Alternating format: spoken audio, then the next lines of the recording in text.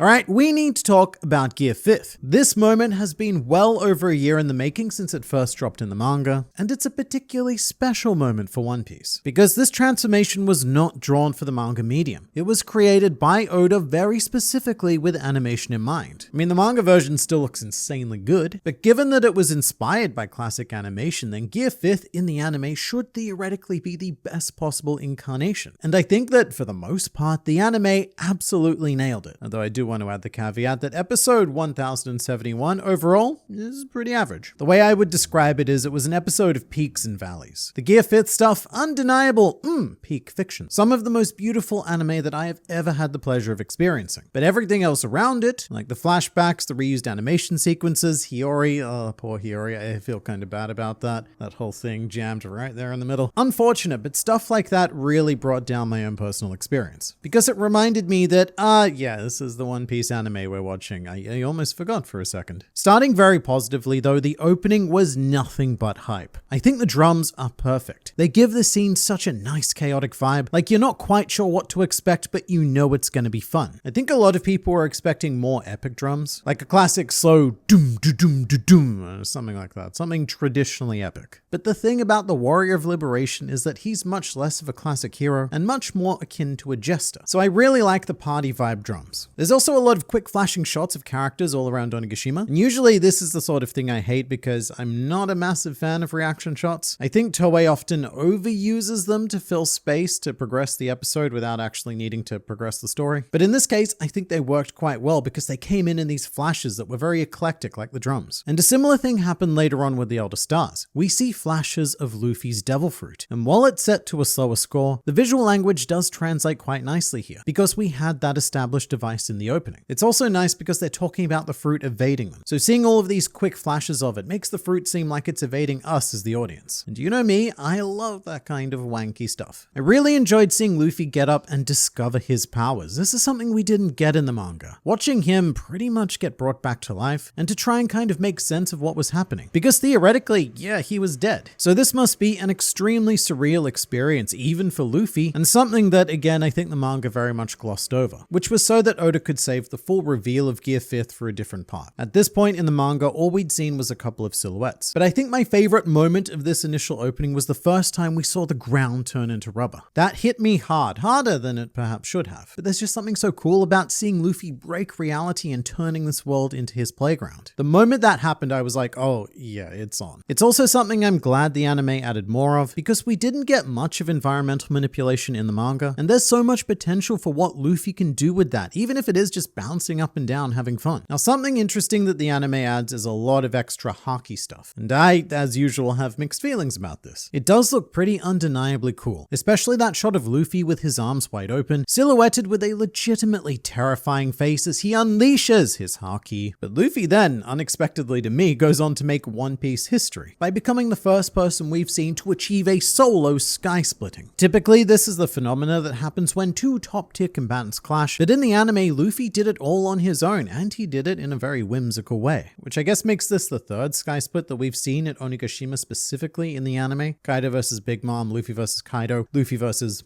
Imagination. And again, it looks cool, but it does kind of irk me as a manga fan, even though it really shouldn't, and here's why. There's a massive burst of Haki initially in the manga when Luffy makes the transformation, which we only see from afar, but it's very similar to what the anime does. And later on, Kaido even comments on how Luffy is specifically using Haki in such a free manner. And every now and then there's a couple of attacks where you can see the Black Lightning impact. Other than that though, there's not a whole lot of Haki to be seen with Gear 5th Luffy. And I think that's because Oda made a conscious choice to portray Luffy as cartoonishly as possible. His attacks are very clean and pure, which I like because that's him breaking out of the established One Piece power system. And meanwhile, you've just got Kaido over here always covered in Black Lightning, struggling and failing. Because what I love about Gear 5th is that it's not a straight up power-up. Luffy isn't necessarily stronger in this form, nor is he faster, smarter, or receiving any straight up stat boost. The difference with this form is solely that his imagination is allowed to run wild with no limitations. It's not Luffy's Luffy's increased strength that makes him dangerous. It's his increased freedom. So that's why I'm not a huge fan of the anime lingering on the massive bursts of Haki with like the Super Saiyan sound effects going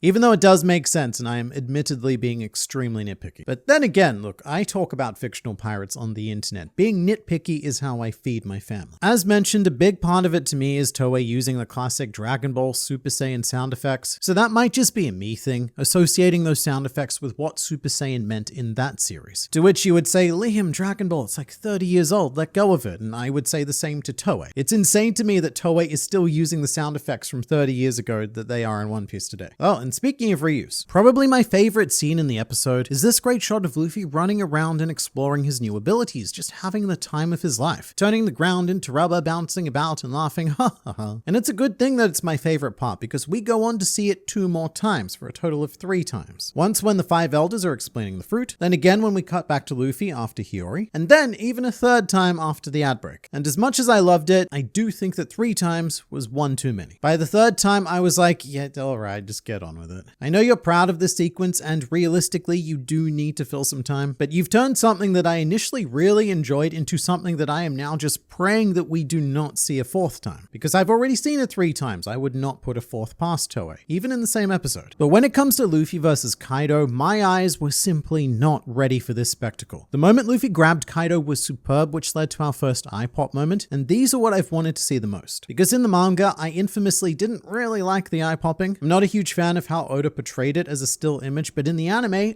it's perfect. And it's one of those things that I would argue only with the anime can we fulfill the full vision of Gear 5th. I also want to take a moment to highlight Mayumi Tanaka's performance of Luffy in this episode, primarily because remember, she is a 68-year-old woman who managed to play Luffy more childlike, playful, and energetic than ever before. She sounds like she had a lot of fun while recording, especially when Luffy blew himself up to make the muscle man form. And it's hard to explain what she did with her voice, but she made it a bit more gruff, like Luffy was pretending to be a big bulky dude. And that's just fun. Fun to perform, fun to watch, fun to animate. Well, actually, maybe not fun to animate. This Luffy versus Kaido section in particular looks like some pretty serious work went into it. So I don't know if fun is the right word, but definitely rewarding. But a lot of what I appreciate most about this section are the subtleties the anime added. For example, there's this very short shot of Luffy's foot hitting the ground, and we see how his rubber body absorbs the impact. And that makes Luffy feel nigh on invincible, because you can see his body on a very small scale compensating for any kind of impact, which is a perfect way to illustrate Gear 5th. And something else the anime also nailed was not just making Luffy look all cartoony, but Kaido as well. And this is a big thing because Kaido is supposed to be your like detailed, scary, raw, serious monster guy. And then we see him doing stuff like being burnt to a crisp after having his own attack reflected back at him like he's Wile E. Coyote. And I think it worked really, really well. I loved seeing this serious, threatening villain just made a mockery of by Luffy. And not a mean-spirited mockery either. But it's a very, you're fighting on my terms now kind of thing. But the sequence where Luffy reflects Kaido's attack back is amazing. However, I imagine that it could have been a bit of an overload for some people because there's just so much stuff happening so quickly, so many cuts with all these effects. And as beautiful as it looks, I do think it lacks that sheer simplicity of the classic cartoon vibe, which I don't so much mind myself. To me, I think it's a nice marriage of modern and classic cartoons. But there were a couple of times where I think the sound effects bordered on obnoxious, especially when Luffy was spinning Kaido around and the same handful of effects were being played on repeat. For the most part, I really liked them. I just want Toei to maybe tone down the sound effects by, 10 to 20%. Just a little bit. Because there are times where it's just a bit too much on the border of noise bombardment. Let's talk about Hiori though. I think this is very unfortunate because what happened in this episode is exactly how and when it played out in the manga. But it was a pretty undeniable buzzkill. And you really feel it because both scenes have this musical focus. You've got the super high energy drums from the Luffy Gear 5th stuff, and then you just cut to this painfully slow strumming of Hiori shamisen. And it made me feel like the episode came to a full stop. Although again, I can't blame the anime for doing this because that's exactly what chapter 1044 of the manga did. 5 whole pages of that chapter are dedicated to Hiori and Orochi, which is a third of the whole chapter. And the funny thing is, even though it takes up so much, up until recently, I had completely forgotten that Hiori and Orochi were even in that chapter. My mind only remembered what happened before and after, which is a shame because it's a very important scene and Hiori's animation and vocal performance are really genuinely good. It should be a gut-punching moment. But realistically, no one cares, because it's jammed between the Gear 5th revelation. It'd be like Goku turning Super Saiyan suddenly being interrupted by something like, I don't know, a scene of Bulma's family drama. But the thing that really brought this episode down for me were the flashbacks. Worst part of the episode by far. Kaido says, look, bro, I'm sorry that happened. And then we cut to a 1-minute flashback of Guernica being a dick. We didn't need it. No one needed it. At this point, Kaido doesn't care what happened because he's just happy to have his playmate back. And Luffy never cares what happened, especially in this state where he's all high on joy. And the audience doesn't care because we just saw it happen. It serves no creative purpose whatsoever. It is 100% filler. And so the purpose that it does serve is saving Toei having to animate 60 seconds of new material. But then they go and do another flashback right after that of all the times that Luffy has fought Kaido. Although I have to say this one I can defend a little bit more. It is kind of nice to briefly go through a TLDR of their match up to this point, and it's only 30 seconds long, so it's not as egregious. It just comes right after this absolutely shameless filler flashback, so I'm in no mood to entertain it. And realistically, the episode ends at about the 19-minute mark, because the next 2 minutes after that are mostly just flashbacks and Luffy and Kaido looking at each other and going, I'ma punch you, but I'm thinking first, I'm remembering. Let me reminisce, Kaido. Don't you ruin my fun. And speaking of the ending, One Piece has a new ending for the first time since any slobby. It's called Raise by Chili Beans, and I love the song. It feels both quaint but also quite adventurous, and it's hard to put into words, but the tone fits One Piece perfectly for me. And the visuals look solid, so solid. They are so damn clean. It looks like a movie. And it all depicts the Wano epilogue, so it provides a resolution, an assurance that everything will be okay. So it does exactly what an ending is supposed to do and allows viewers to exhale and reset before going back to life. Now with that said, here's the cynical part of me. Because as much as I love endings, as much as I love this ending in particular, I think that Toei did this for two reasons. One, the ending itself is about 90 seconds long. That's a long ending. But that's another 1 minute and 30 seconds that Toei no longer needs to animate per episode from here on out. And two, I think that Film Red may have reinvigorated the idea of using One Piece to sell music. Either way, honestly, I'm glad they're doing it. I really like having anime endings. And realistically, all it does is replace filler content that they would have had to jam into the episode. So you know what? It's all good. Here's the main thing though. Episode 1071. I think they took what could have been the single best episode in the series, the single best episode out of 1,000 plus episodes. They took that potential and they watered it down to a peaks and valleys experience. It's not an episode that I would be insanely keen on rewatching. I just don't want to have to go through the whole thing again. It's too slow. However, it has a lot of individual clips that I would love to and will watch again. But I have to say the whole experience leaves me much more excited for the next episode, because chapter 1044 was nothing compared to the madness unleashed in chapter 1045.